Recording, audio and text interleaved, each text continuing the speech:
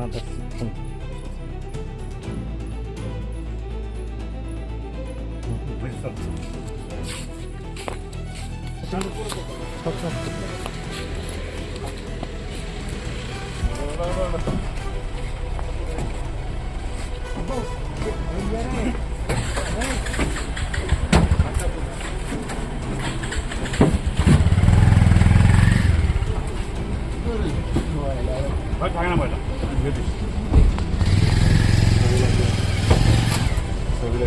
লাইটটা বন্ধ করো।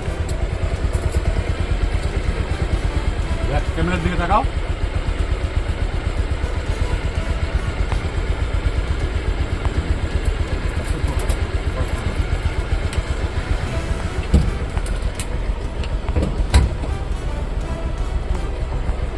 ওকে বড় ভাই,